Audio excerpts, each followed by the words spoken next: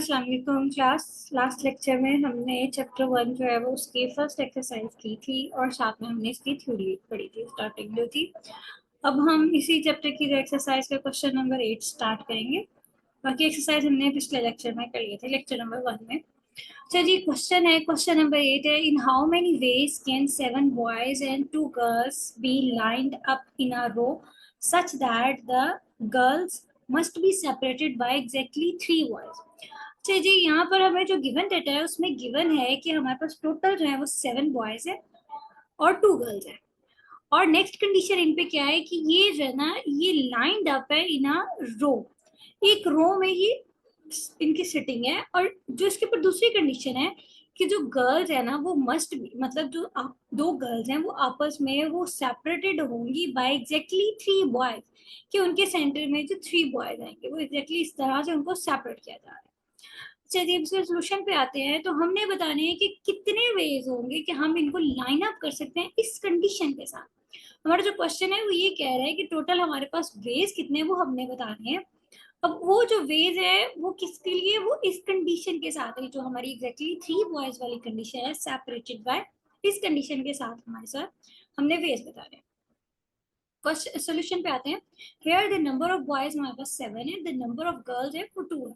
These 2%, these 9% total हमारे पास 9% we arrange in the form of B1 and B, G1 sorry, G1 और ये 3 जो है बॉयज हैं और G2 और जो बाकी प्लेसेस हैं अब उनको अरेंज करना है। अब देखिए, अब इनको जब हम अरेंज कर रहे हैं तो हम ये भी तो हो सकते हैं कि फर्स्ट प्लेस पे एक बॉय को अरेंज कर दें। फर्स्ट प्लेस पे अगर एक बॉय की यहाँ पे सिटिंग हो जाती है, फिर हमारे पास किस तरह से बनेगा, बी, फिर G1 बी बी और एग्जैक्टली 3 बीज आएंगी और हमारे पास नेक्स्ट, मतलब अगर हम एक और ऑप्शन बनाते हैं तो वो हमारे पास बनेगा बी और हमारी G1, फिर हमारे पास क्योंकि 3 सेंटर में बॉयज आने चाहिए, बड़ी ये कंडीशन है, तो हमारे पास ये एक ये बन सक जाएगा। इसके बाद पीछे हमारे पास फिर भी 3 प्लेसेस बच जाएंगी।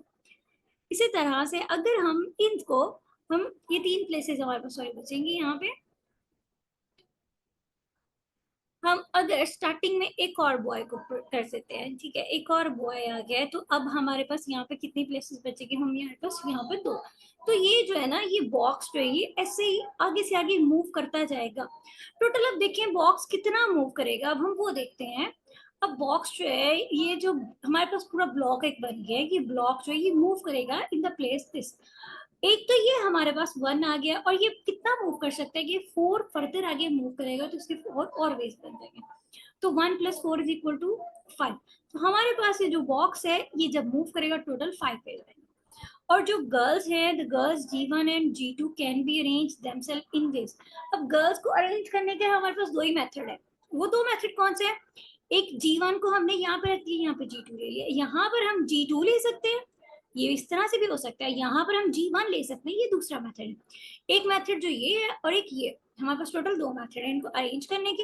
अब आते हैं बॉयज को अरेंज करने के कितने मेथड। तो बॉयज पे क्योंकि कोई कंडीशन नहीं है, तो all the boys can be arranged themselves in ways 7 pictorial. यहाँ पर ये 7 पिक्टोरियल वेज से इनको हम अरेंज कर सकते हैं। तो अब यहाँ पर टोटल हमारे पास वेज कितने बन रहे हैं, 3 वेज बन रहे हैं। एक हमारे पास गर्ल्स की अरेंजमेंट का है, एक ब्लॉक है और एक हमारे पास बॉयज के है। तो हमारे पास टोटल अरेंजमेंट है 5 × 2 × 7 पिक्टोरियल। और ये जो इसका आंसर आएगा, अपने 7 पिक्टोरियल का आंसर लेके इसको इस तरह से लिखना है। नेक्स्ट जो क्वेश्चन है, how many bit strings of length 9 are there. अब यहाँ पर जो हमारे पास क्वेश्चन है, यहाँ पर बिट का वर्ड यूज किया गया है और लेंथ जो है वो 9 होगी किसी भी स्ट्रिंग की, उसके अंदर हम बिट्स यूज कर रहे हैं। बिट, बिट क्या होती है, बिट जो होती है कंप्यूटर में यूज होती है डेटा स्टोर करने के लिए। ये बिट जो होती है हमारी, उसमें हमारे पास हमेशा से 2 आंसर आते हैं, 0 और 1। 0 और 1 मतलब 2 ऑप्शन है बिट की, या तो वो 0 हो सकती है या वो 1 हो सकती है। तो द प्रोसीजर, अब वो ये बता रहे हैं कि आपने बताना है कितने वे से एक स्ट्रिंग को, बिट स्ट्रिंग को लिखा जा सकता है जिसकी 9 लेंथ होंगी।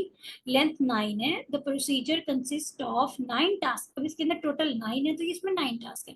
Because in a bit string of length 9 there are 9 places to be filled by a number 0 और 1।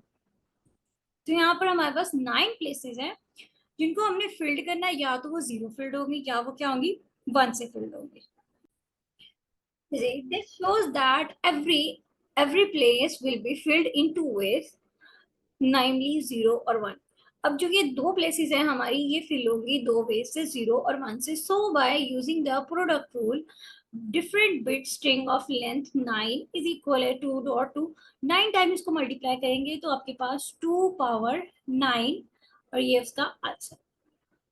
अब यहाँ पर देखिए, अब यहाँ पर हमारे पास टोटल 9 थे और हर एक के लिए बिट है, ये सारी बिट्स हैं, तो इसके दो दो मेथड है। नेक्स्ट हमारे क्वेश्चन में कंडीशन लगी है कि how many of these have 0 at 7 bit, कि ये जो है हमारे पास लेंथ कितनी आएगी डिफरेंट बिट्स की अगर 7 जो है ना बिट वो हमारे पास सिर्फ 0 हो। उसके लिए 1 का ऑप्शन नहीं है, उसके लिए जस्ट एक ऑप्शन दिया गया कि वो 0 होगी।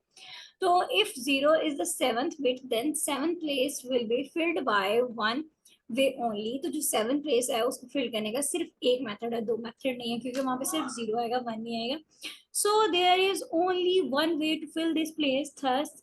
अब जो different bit string of length 9 is equal है हमारे पास 7 प्लेस पे हमने 1 रख देना है। 1 लिखना है क्यों, क्योंकि वहां पे जस्ट हमें 0 आंसर मिलेगा, 0 बिट मिलेगी, 1 बिट नहीं मिलेगी। तो उसके लिए टोटल एक ऑप्शन है, दो ऑप्शन नहीं। अब जो बाकी है उनके लिए, सबके लिए हमें पास दो दो ऑप्शन है, 0 और 1। तो आपका आंसर आएगा 2 पावर 8, इट मीन्स 256। मिलते हैं इंशाल्लाह अगले लेक्चर में। अगले लेक्चर में हम लोग स्टार्ट करेंगे टॉपिक हमारा permutation. Next topic next lecture में इसको डिस्कस करेंगे, परमुटेशन के टॉपिक को। अल्लाह हाफिज।